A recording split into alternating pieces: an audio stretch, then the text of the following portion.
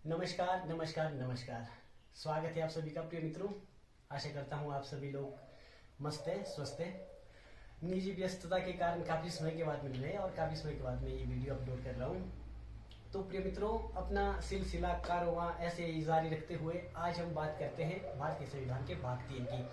अपनी previous video में हमने जो है भारतीय संविधान के भाग 1, 2 को जान लिया है, जिसमें हमने आर्टिकल 1 से लेकर 2 तक बात कर दी है। 1 से लेकर 11 तक के आर्टिकल का वर्णन कर दिया है या उन पे बात कर दी है। तो आज हम बात करेंगे भारतीय संविधान का भाग 3, है ना। भारतीय संविधान के भाग 3 में हम बात करेंगे मौलिक अधिकारों की। देखिए प्रिय मित्रों, सीधे ही आर्टिकल जानने से या भारतीय संविधान के भाग 3 में जाने से पहले हमें ये पता होना चाहिए कि अधिकार क्या है, मौलिक अधिकार क्या है ना। तो हम बात करते हैं मौलिक अधिकार की। और मौलिक अधिकारों से हमारा अभिप्राय उन अधिकारों से है जिसके जो व्यक्ति के चहुमुखी विकास या सर्वांगीण विकास के लिए अहम होते हैं या महत्वपूर्ण होते हैं, है ना। जिनके अभाव में व्यक्ति का सर्वांगीण विकास नहीं हो सकता है। सर्वांगीण विकास का मतलब जिससे व्यक्ति का भौतिक विकास, बौद्धिक विकास और नैतिक विकास हो। भौतिक विकास में हम जैसे भौतिक विकास मतलब जिससे व्यक्ति का स्वस्थ शरीर मतलब अच्छा रहे, स्वस्थ हो, शरीर स्वस्थ हो और धन संपदा, ये सभी जो जितने भी है, जितना भी जो विकास, ये जो विकास होता है ये आता है भौतिक विकास में, है ना। बौद्धिक विकास मतलब आपकी चेतना कैसी है किसी के प्रति, मतलब क्या आपका व्यवहार है सोचने समझने की, है ना। मानसिकता को लेकर जो मानसिक विकास होता है वो बौद्धिक विकास में आता है। और अब बात करते हैं नैतिक विकास की। नैतिक विकास में हो गया आपका, आप कैसे ईमानदार हो, है ना, कि बिहेव कैसा है आपका, वो हुआ आपका नैतिक विकास। तो इन विकासों के ये जो विकास होते हैं नैतिक, बौद्धिक और भौतिक विकास, इनके लिए मौलिक अधिकारों का होना जरूरी है ना। देखिए अब मौलिक अधिकार, अगर हम भारत की बात करें तो मौलिक अधिकार अन्य अधिकारों से किस प्रकार भिन्न है। मौलिक अधिकार को जो है संविधान का विशेष संरक्षण है, जो हम आगे बात करेंगे ना, कि मतलब किस प्रकार संविधान का विशेष संरक्षण प्राप्त है।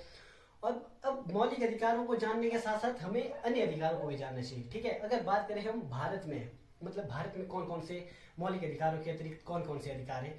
अगर हम बात करते हैं भारत में अधिकारों की, तो आइए हम जानते हैं। उसके लिए हमें अपने इस बोर्ड की थोड़ी सी सहायता लेनी होगी, ठीक है। तो भारत में अधिकारों की अगर बात करें हम, भारत में अधिकार, ठीक है।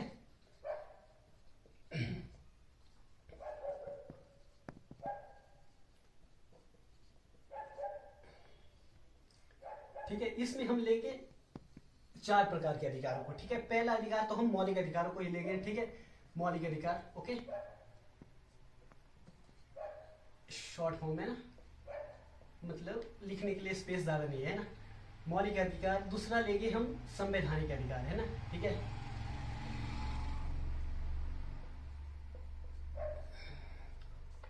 संवैधानिक अधिकार, ओके। और तीसरा लेंगे हम इस पे जो है कानूनी अधिकार, है ना,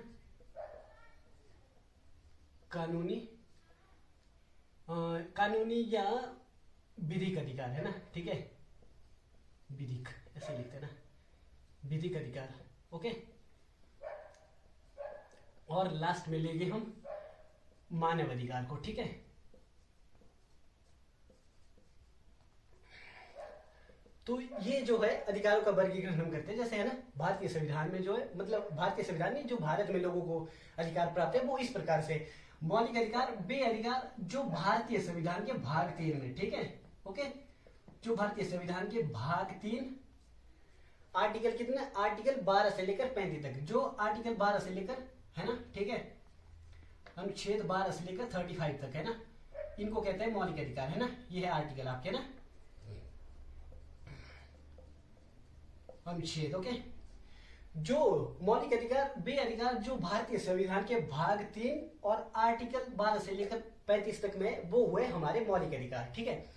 अब बात करते हैं संवैधानिक अधिकार। ये क्या चीज है संवैधानिक अधिकार। देखिए भारतीय संविधान में बहुत से अधिकार दिए गए हैं, ठीक है। मौलिक अधिकार तो दिए गए, वो दिए गए भाग 3 में, ठीक है, आर्टिकल 12 से लेकर 35 तक में। लेकिन जो अधिकार भाग 3 के बाहर है ना, जो अधिकार भाग 3 में नहीं आते हैं, है ना, जो भारतीय संविधान के भाग 3 से बाहर है, आर्टिकल 12 से 35 तक में नहीं आते हैं, उसके बाहर है, उनको कहते हैं संवैधानिक अधिकार। संवैधानिक अधिकार में कैसे हम, जैसे पहले हमारे मौलिक अधिकार कितने थे, 7 थे मूल अधिकार ना, बाद में संशोधन किया गया, उसमें 6 मौलिक अधिकार रह गए, जिसमें से संपत्ति के अधिकार को हटाया गया। संपत्ति का अधिकार अभी कहाँ है, संपत्ति का अधिकार है 300A में, ओके, ये है हमारा संवैधानिक अधिकार, क्योंकि ये भारतीय संविधान के भाग 3 में नहीं है। और इसी तरह हम दूसरा अधिकार की बात करें 301, ओके, ये है संपत्ति का अधिकार, और ये है हमारा अंतरराज्यीय वाणिज्य व्यापार का अधिकार, ठीक है।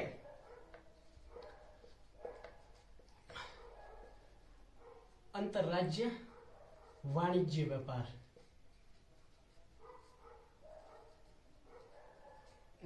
ठीक है। ये बोलता है आर्टिकल, ये 301 ये बोलता है कि भारत का कोई भी नागरिक या मतलब, ठीक है, वो अपने राज्य के अंदर तथा राज्य के बाहर अगर कोई भी चीज वो बनाता है तो उस चीज या मतलब जो भी उसके पास चीज है उस चीज का जो व्यापार है वो अपने राज्य के अंदर तथा राज्य के बाहर कहीं किसी भी राज्य में कर सकता है।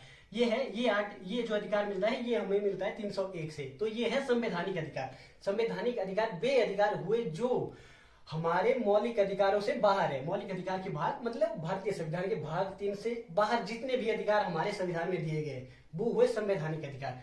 अब बात करते हैं कानूनी अधिकार की। कानूनी अधिकार ये क्या हुआ? कानूनी अधिकार वे अधिकार है ना जिनको संसद या किसी राज्य की विधानमंडल है ना विधानमंडल द्वारा बनाया जाता है। जैसे संसद द्वारा बनाया गया कानून कौन सा है? मातृत्व अवकाश है ना, मैटरनिटी लीव, जिसमें क्या है कि कामकाजी महिला मतलब कोई भी महिला एम्प्लॉय है तो मतलब उसको जब वो उस महिला की जो भी कोई भी महिला जो मतलब काम करती है नौकरी करती है अगर उसकी डिलीवरी होती है तो उसको डिलीवरी के दौरान उसको छुट्टियां दी जाती है ना। तो ये जो विधि बनाई है ये जो कानून बनाया है ये विधि के द्वारा बनाया गया, संसद के द्वारा बनाया गया। तो ऐसे कानून को क्या बोलेंगे हम? कानूनी अधिकार। ऐसे अधिकार को क्या बोलेंगे हम? कानूनी अधिकार और विधिक अधिकार। विधिक अधिकार में जैसे उदाहरण के तौर पे कौन लिया? मातृत्व अवकाश है ना, मातृत्व अवकाश ओके। तो ये अभी तक जाना हमने 3 प्रकार के अधिकार, मौलिक अधिकार, संवैधानिक अधिकार और कानूनी अधिकार। मौलिक अधिकार जो भाग 3 में, संवैधानिक अधिकार जो भाग 3 से बाहर है, संविधान के कहीं पे भी पाए जाए वो है संवैधानिक अधिकार। कानूनी अधिकार जो संसद विधि बना के है ना, संसद बिल लाके है ना, कोई भी कानून लाके अगर उसको पास करती है तो वो हुआ मातृत्व अवकाश। जरूरी नहीं कि संसद बनाए, आपका राज्य विधानमंडल भी बना सकता है आपके लिए, ठीक है, तो वो हुआ कानूनी अधिकार ओके। अब बात करते हैं मानव अधिकार की है ना। मानव अधिकार क्या चीज है? देखिए मानव होने के नाते है ना, मनुष्य होने के नाते आपको जो भी अधिकार प्राप्त है, क्या अधिकार? कि 2 वक्त की रोटी चाहिए है ना, गरिमापूर्ण जीवन जीने के लिए मतलब 2 वक्त की रोटी तो चाहिए मनुष्य को जिंदा रहने के। तो ऐसे अधिकार जो मनुष्य के नाते मतलब आपको प्राप्त है ना, और जो जरूरी है वो ये आपके मानव अधिकार। जैसे आप अंदर देख सकते हो, जैसे भारत में जैसे वयस्क मत अधिकार है ना, 18 साल की आयु के ऊपर आपको वोट डालने का अधिकार है। तो वो अधिकार है आपको नागरिक होने के नाते, वो अधिकार आपको मानव होने के नाते नहीं प्राप्त है। मानव होने के नाते प्राप्त होता तो आपको तो 1 साल से ही प्राप्त हो जाता है। जैसे ही आप मनुष्य का रूप ले लेते तो आप वोट डालने के अधिकारी हो जाते, नहीं। तो वो अधिकार कैसे है आपको?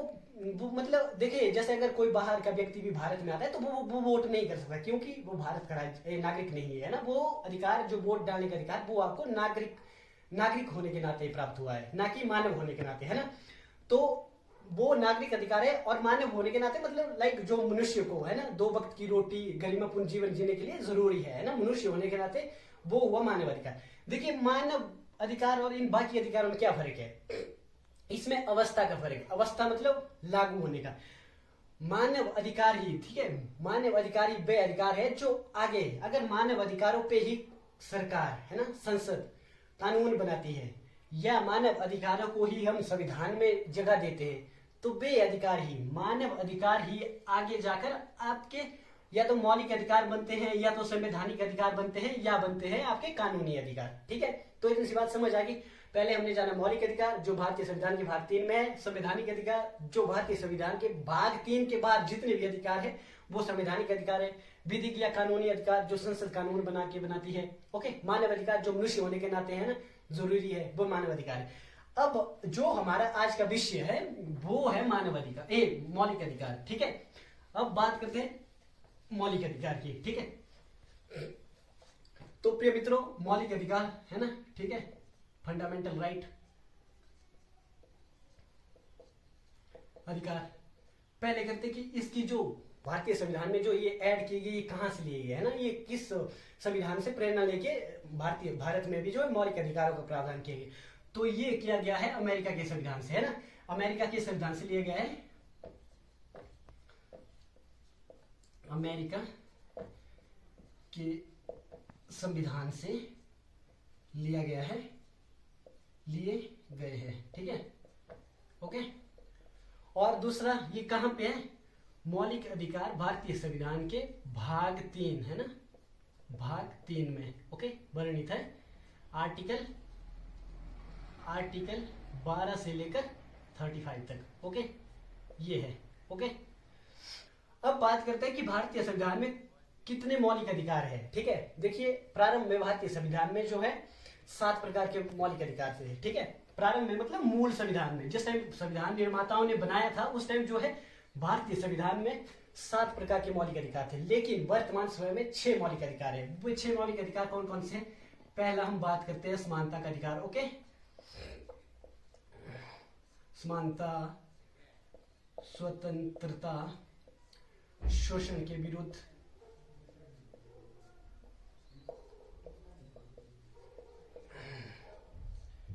और उसके बाद क्या आता है आपका ये धार्मिक स्वतंत्रता, ठीक है,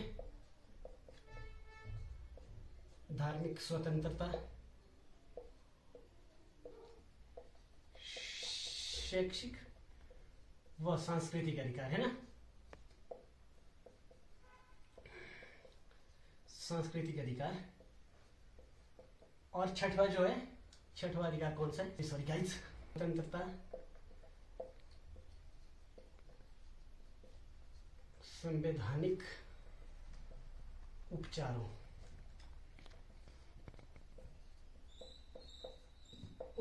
का अधिकार, ठीक है। ये है वर्तमान समय में जो है भारतीय संविधान में 6 अधिकार दिए गए, ठीक है। पहला क्या है, समानता का अधिकार, दूसरा क्या है, स्वतंत्रता का अधिकार, तीसरा शोषण के विरोध अधिकार, और चौथा है धार्मिक स्वतंत्रता का अधिकार, है ना, अधिकार। तो प्रिय मित्रों, ये थे भारतीय संविधान में दिए गए 6 मौलिक अधिकार। अब इनका जो वर्णन किया गया है वो किया गया है आर्टिकल 14 से लेकर जो है 18 तक में संविधान के समानता के मौलिक अधिकार का वर्णन किया गया है, और 19 से लेकर 22 तक में जो है स्वतंत्रता के मौलिक अधिकार का वर्णन किया गया है, और 23 और 24 में शोषण के विरुद्ध अधिकार का वर्णन किया गया, और 25 से लेकर 28 तक में आपको धार्मिक स्वतंत्रता का अधिकार दिया गया है, और शैक्षिक व सांस्कृतिक जो अधिकार है वो आपके दिया गया है 29 से लेकर आर्टिकल 30 में, ठीक है। और संवैधानिक उपचारों का जो हमारा ये जो छठवां अधिकार है इसका जो वर्णन किया गया है ये किया गया है आर्टिकल नंबर 32 में, ठीक है। जो ये जो मौलिक अधिकार है इनका जो वर्णन 12 से लेकर 35 तक में किया है, लेकिन हमने तो आर्टिकल 14 से लेकर 32 तक में देखा, और उसमें भी 31 मिस कर दिया। देखो आर्टिकल जो हमारे भारतीय संविधान का जो आर्टिकल 12 है उसमें राज्य की परिभाषा बताई गई है कि राज्य क्या होगा, है ना। और 13 में बताया गया है कि मतलब जो 13 में बताया गया है कि जो भी विधि होगी जो मौलिक अधिकारों को प्रभावित करेगी वो रद्द की जाएगी, ठीक है, जिसका हम वर्णन करेंगे आगे, एक एक करके सारी चीजें जानेंगे, बहुत अच्छे से जानेंगे, बेहतर तरीके से जानेंगे। और इधर आता है, इधर हम 30 से सीधा 32 में पहुंच गए, ठीक है, क्योंकि जो आर्टिकल 31 था, ठीक है, आर्टिकल जो 31 था वो संपत्ति का अधिकार था, ठीक है, संपत्ति के मौलिक अधिकार था जिसको जो है हटाया गया। अब जो है आर्टिकल जो 31 है उसने कहां पे जगह ली है, उसने ली है 300A में, ठीक है। संपत्ति का अधिकार कहां है, संपत्ति का अधिकार, ओके, ये 301 में लिया है, ठीक है। तो ये थे हमारे भारतीय संविधान के 6 मौलिक अधिकार, है ना। अब जो ये जितने भी अधिकार है इनका जो हम आगे जो है बहुत ही गहराइयों के साथ, बहुत ही बारीकियों के साथ आगे जो इसको समझेंगे, एक एक करके इन सभी पे जो है वीडियो बनाया करेंगे हम, ठीक है, बहुत अच्छे से जानेंगे। आप इस चीज के लिए बिल्कुल निश्चिंत रहे। अगर किसी को मौलिक अधिकार के बारे में नहीं पता है या थोड़ा पता है, मतलब ज्यादा नहीं जानते हैं, तो हम बिल्कुल गहराइयों से जानेंगे, ठीक है, बिल्कुल फर्स्ट से लेकर लास्ट तक एकदम कंप्लीटली जानेंगे। आप सिर्फ चैनल पे बने रहे, है ना, सब्सक्राइब करते जाए, लाइक करें, कमेंट करें, शेयर करें। आप लोग कोई और इच्छुक है आप लोगों की साउंड में, है ना, जो मतलब जो पढ़ाई से थोड़ा वास्ता रखता है या जानना चाहता है, जिन्हें थोड़ी बेसिक चीजें नहीं पता है, तो आप उसे जरूर मेरे चैनल के साथ कनेक्ट करवाएं। Thank you very much. आप लोगों का बहुत बहुत धन्यवाद। Thank you.